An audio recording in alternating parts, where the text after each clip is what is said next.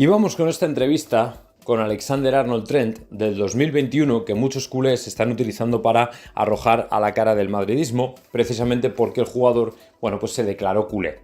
Y es cierto que además dijo que Messi era su jugador favorito, por lo menos en aquel entonces.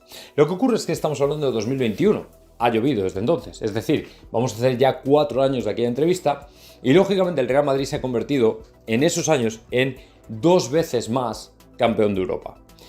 Y claro, lógicamente yo creo que Alexander-Arnold Trent y prácticamente cualquier ser humano de la Tierra es capaz de entender que cuando el mejor equipo de la historia al final recupera su trono, evidentemente de lo que te tienes que dar cuenta es de que el equipo está en un momento y en fase ascendente. Y que unirte al Real Madrid, más cuando un compañero de selección como Bellingham juega en él, es obviamente ir a caballo ganador. Entonces sí, a ti te puede gustar mucho el Barcelona de 2021, que todavía tenía, por así decirlo, ese renombre. Estamos hablando del Barcelona que ya iba en picado, el Barcelona del 2-8, ¿vale? Y lógicamente esto es algo que yo creo habrá influido en Alexander-Arnold Trent, un chaval que para entonces era muy joven, un chaval que tenía apenas 21 o 22 años, es verdad que estaba despuntando, es verdad que se declaraba culé. Yo recuerdo perfectamente esa entrevista porque ya cuando era todavía los tiempos de Carvajal, que se lesionaba, que no gustaba que se lesionara tanto, todo este tipo de cosas, ya empezaba a sonar Alexander-Arnold Trent para el Real Madrid. Y entonces sacaron esa entrevista y dijeron, no puede ser porque este es del Barcelona seguro. Y claro, quedó todo un poco como en el aire. Pero, ahí venía la sorpresa, precisamente. Que el jugador obviamente ha visto al Madrid evolucionar, ha visto al Madrid coronarse campeón de Europa y sin embargo ha visto al Barcelona tocar fondo. Hasta el punto de que dirá, vale, sí, me gusta el Barcelona del 2015 o lo que quieras, pero este Barcelona ya no es nadie. Dime tú qué ha hecho el Barcelona en Europa. Absolutamente nada. Nada. E igual que tenemos un caso Mbappé, José Félix Díaz confirmaba un caso Bellingham. ¿Por qué? Pues porque en definitiva el jugador efectivamente no está pasando por su mejor momento. Está más que claro que, como decía José Félix Díaz el otro día en el directo, él pensaba que iba a estar un poquito más fino precisamente en este comienzo de temporada. Absolutamente nada que ver, y no creo que haga falta decirlo, el Bellingham del año pasado con el de este año. Lo que pasa es que José Félix sigue incidiendo en una cosa que para mí también influye mucho, que es el tema del hombro. Ya sabéis que comentamos que el jugador antes o después va a tener que pasar por quirófano. O sea, es que va a tener que pasar por el quirófano. No creo que haya absolutamente nadie que no crea que efectivamente el jugador va a tener que operarse del hombro. Porque si no, al final va a arrastrar esas molestias toda la vida. Y un tema de hombro es complejo. O sea, un tema de hombro es realmente complejo porque es que, como decía José Félix, es que le coges miedo a todo. Entonces, que el jugador no está jugando libre, eso ya os lo digo yo. Porque si no, Bellingham yo sé que es capaz de hacer mucho más. O sea, que luego el dibujo táctico de Ancelotti sí lo que tú quieras, pero es un jugador que precisamente para trabajo sucio lo hace generalmente bastante bien. Entonces, en ese sentido, honestamente creo que Bellingham es un jugador que maravilló en la primera parte de la temporada del año pasado hasta el día que se lesionó el hombro y ahí su rendimiento bajó enteros, muchísimos. Sigue siendo un gran jugador del Real Madrid, pero no es ni mucho menos en esta segunda temporada lo que fue el año pasado, que también es verdad que Mbappé en teoría había venido precisamente para, de alguna manera, sustituirlo o reemplazarlo, o por lo menos llevarse salud de protagonismo. Y sin embargo es que con Mbappé también se ha juntado lo que se ha juntado, que tampoco está arrancando. Con lo cual ahora mismo el Madrid pues tiene jugadores, tiene figuras, tiene un plantel espectacular, pero no terminas de verle la gracia. Y efectivamente así es. Efectivamente así es. Entonces, pues hay caso Bellingham, vamos a ver qué pasa con el tema de la operación, el tema del rendimiento y el tema de todo, porque no tiene desde luego muy buena pinta. El otro día José Félix Díaz, en su artículo de Marca, ya nos planteaba cómo iba a ser la operación Alexander-Arnold Trent. Lo primero que decía era que había que distinguir la operación del central con la del lateral. Que lógicamente el jugador, lo más importante y el atractivo más grande que tiene es venir gratis, precisamente en junio. Él no llegó al tanto o al punto de, como decía Carpio, plantearle al Liverpool un escenario en el que el Real Madrid llegara a abonar ninguna cantidad por él, pero no creo que sea algo descartable y desdeñable. Y lo cierto es que al final, teniendo en cuenta que el propio José Félix dijo tiene Carvajal un año por delante, un año. O sea, ya no hablo de se pierde el resto de la temporada, no, hablo de un año por delante para recuperarse, o sea, por lo menos hasta noviembre no lo volvemos a tener de vuelta para la rehabilitación o para empezar a entrenar, por así decirlo, ¿vale? Pero no como jugador total que ya puede ser titular y ya sin problema. No, olvídate. Olvídate. Nada que ver. Entonces, bueno, pues en este sentido vamos a ver qué pasa, porque efectivamente si todo esto sigue así, yo creo que Alexander-Arnold Trent se convierte en el gran objetivo del Real Madrid, y José Félix lo plantea, y el plan es ahora mismo tantearle. Seguramente decía que todavía el Real Madrid no se había puesto en contacto con él. Bueno, yo no lo tengo tan claro, el Real Madrid ya sabéis que en definitiva se mueve silencioso, pero se mueve. Entonces yo creo que sí que ha contactado con él de alguna manera. Lo primero que le habrá dicho es obviamente no renovar. Y una vez que no renueves, automáticamente tienes al Madrid ahí. Ahora la duda que queda, en mi opinión, es saber si será para enero o se esperará ya a verano, precisamente por el hecho de que pudiera venir gratis. Que es otro punto importante, porque el Real Madrid no se quiere gastar dinero. Pero bueno, aunque tuviera que poner algo, como urge tanto, porque es que realmente urge para esta temporada, yo creo que al final sí que se abriría la posibilidad de pagar lo que fuera, ¿vale? Pero bueno, vamos a esperar porque nadie sabe realmente cuándo va a llegar, pero que el plan está ahí, por supuesto. Y por si el FC Barcelona no tenía ningún problema todavía abierto, sabéis que apenas hablamos de problemas del FC Barcelona, que es básicamente como una balsa de aceite, entre la cantidad, los millones de pérdidas que, no, iba a decir han pignorado, pero no, ya les gustaría pignorarlos. Eso se los tienen que comer y de hecho los tenían que haber presentado ya en estas cuentas. Además de que las pérdidas son mucho mayores de las que dice Laporta, además de que en el estadio no lo van a poder utilizar hasta el año que viene, al contrario de lo que habían vendido, el tema Negreira, el tema de la imputación por estafa de Laporta, aparte de todo esto, resulta que también ahora tienen una movida jurídica con Agüero por el sueldo del primer año. Ya sabéis que pues lo que le ocurrió a Agüero con el tema del corazón hizo que al final se paralizara todo, que el jugador pues obviamente no pudiera ni triunfar ni apenas jugar en el Barça, estuvo muy poco tiempo. Y bueno, pues el tema es ahora qué pasa con ese dinero, que obviamente tenemos que saber todos cuál va a ser el destino. O bueno, por lo menos Agüero estaría interesado en saberlo porque le está reclamando al FC Barcelona 3 millones de euros del primer salario. Entonces, bueno, pues en ese sentido vamos a ver cuál es la salida, pero lo que está claro es que el Barcelona al final pasa más tiempo en los juzgados que en el terreno de juego. O sea, es una cosa tremenda, o por lo menos en cosas de fútbol. A ver, esto son cosas de fútbol también, pero mal hechas. Son cosas que al final te llevan siempre hasta la sala de lo penal, o hasta la sala de lo contencioso, o hasta la sala jurídica que corresponda. Y obviamente yo entiendo que un equipo como el FC Barcelona no puede estar constantemente en estas lindes, en estas situaciones, ¿vale?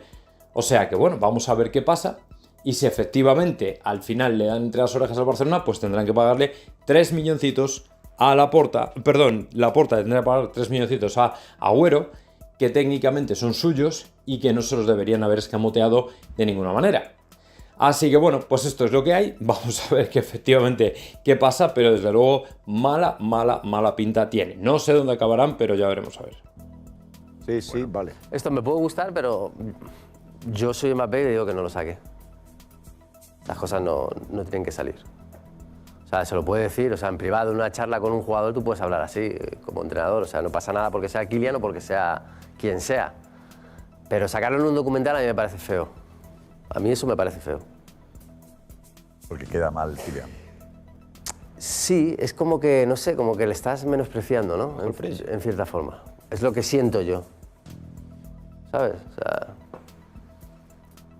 que se lo diga me parece bien, o sea, porque al final es verdad, o sea, no solo tienes que atacar, no solo tienes que hacer goles, sino también tienes que defender. El debate es publicar eso, sí emitirlo. Pero el publicarlo me parece mal. No lo había visto y no me parece nada afortunado que publiquen eso. Y yo soy Kylian y no lo hubiera dejado. Y yo aquí no puedo mostrar más que mi total acuerdo con Guti, precisamente porque la manera en la que se retrata a Kylian Mbappé, precisamente en ese extracto del documental de Luis Enrique, efectivamente le deja muy mal parado. Le deja como un pobre chico que realmente poco tiene que hacer o poco tiene que ver. Porque al final, no voy a decir Kylian Mbappé debería ser tratado diferente, pero los grandes monstruos del fútbol realmente no debes manejarles demasiado. Es decir, no debes andar machacándoles demasiado porque luego te entregan una serie de cosas que evidentemente van muy por encima de las expectativas y ayudan muchísimo al equipo. Os pongo el caso de Cristiano Ronaldo. Cristiano también tuvo las suyas con Mourinho porque Mourinho le pedía precisamente solidaridad defensiva. No sé si os acordáis, aquella charlita con Ramos, precisamente cuando el ex capitán del Real Madrid le decía no puedes hacer tu golito y olvidarte. sino que tienes que ayudar al resto del equipo. Claro, pero el problema estriba en que luego cuando ocurre la jugada de ataque, el jugador no puede tener las reservas fundidas, las reservas de energía, porque tiene que hacer un arranque en el que precisamente pueda sentenciar un partido, y el Madrid jugaba muchísimo a la contra, muchísimo, ¿vale?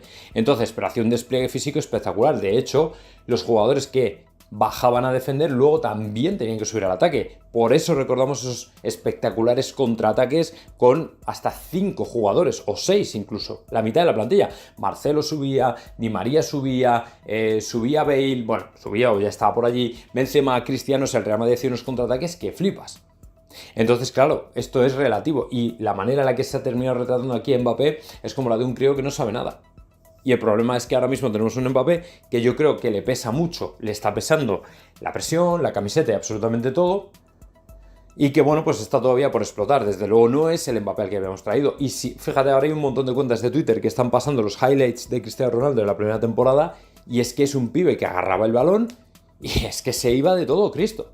O sea, arrancaba y él mismo, no necesitaba a nadie, agarraba el balón y lo circulaba hasta la portería o lo terminó incluso en disparo lejano, que al final era gol. Entonces, eso es lo que estamos echando de menos de Mbappé. Esos destellos de individualidad, que es lo que se espera. Pero claro, para eso tiene que tener ese carácter de liderazgo que le permitan tirar para arriba. Olvidarse de que tiene a Vini al lado y ser un poquito más egoísta futbolísticamente hablando. ¿Lo hará? No lo sé. Yo sinceramente, de momento, me mantengo muy prudente con Mbappé. Esperanza en el Madrid en estos 12 días que va a estar Mbappé en Valdebebas. Es el tiempo más largo que va a tener el Real Madrid a Kylian Mbappé a su disposición sin que haya un partido.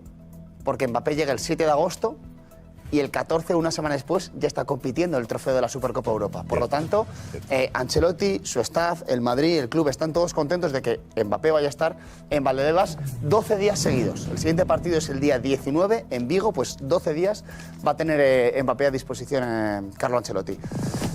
Y yo he preguntado, evidentemente, no van a forzarle desde el primer día, pero la idea es que Mbappé haga una pequeña mini pretemporada. Va a haber sesiones de carga, sesiones de intensidad, le van a poner a trabajar a Mbappé. No mañana, no hoy, que ha entrenado y ha entrenado muy bien, pero sí que es una idea de ir progresivamente, que Mbappé vaya haciendo una mini pretemporada con trabajos más de carga y todo controlado por los médicos del Real Madrid, con el GPS y con... pues, ¿GPS? Sí, el GPS, que es lo que le ponen los jugadores. Y para que no se pierda por la ciudad deportiva. Para que no se pierda por la realidad, que es muy grande. Pero va a ser una mini pretemporada que se va a hacer y que va a ir pues poco a poco para que llegue al partido de Vigo en perfecto estado. Y vamos con Edu Aguirre, que el otro día, precisamente, como habéis oído, decía que Mbappé va a hacer ni más ni menos que una mini pretemporada en este parón de selecciones. Bueno, esto obviamente ya yo casi confirmo que a Edu Aguirre le está hablando o bien David Ancelotti o bien Carlo Ancelotti. Yo diría casi más que David por el tema de la edad que Carlo Ancelotti. Entonces, yo personalmente estoy casi convencido de que el jugador se tiene que recuperar todavía más físicamente y de que tiene que estar como un avión. No es que le vea mal físicamente, de hecho creo que ha ido subiendo de nivel en lo que lleva de temporada, pero está claro que los números no son suficientes. Es decir, un jugador que en 8 partidos ha marcado 5 goles y 3 de penalti, no me dice nada. Otra cosa es que en jugada, ¿vale? El jugador llevara ya pues 8 o 10 goles, digo, vale, pues está bien, es un buen término, vale, perfecto. A lo mejor termina la temporada con, vamos a decir, 30, vale, para acomodarse una nueva temporada con un nuevo equipo que se tiene que hacer unos a otros, porque lógicamente él, al final, para él, la posición que está, o las posiciones que marca o que suele ocupar esta temporada son nuevas para él, vale, pues me podría cuadrar. Es poco, pero me podría cuadrar. Pero claro, no está siendo un jugador de 50 goles, como prometió, según Pedrerol. O sea, si quisiera marcar 50 goles, tendría que llevar por lo menos 15. A estas alturas. Estamos ya en octubre. Debería cerrar, por lo menos, este año, por lo menos con 20 goles. Por lo menos con 20 o 25. Porque luego en la segunda parte de la temporada se espera que bajes un poco porque ya llevas toda la carga de esta temporada. El rollo de, no, es que luego ya en febrero vamos a volar y tal. Bueno, lo de volar es relativo. O sea, al final Madrid tiene empuje, tiene carácter, tiene garra, tiene historia, pero una cosa es eso y otra es pasar por encima de los rivales, que no está tan claro y es bastante discutible, ¿vale? Entonces, bueno, Vamos a ver qué pasa, vamos a ver si efectivamente es así la cosa y si al final funciona lo que dice Edu Aguirre, mejor para todos.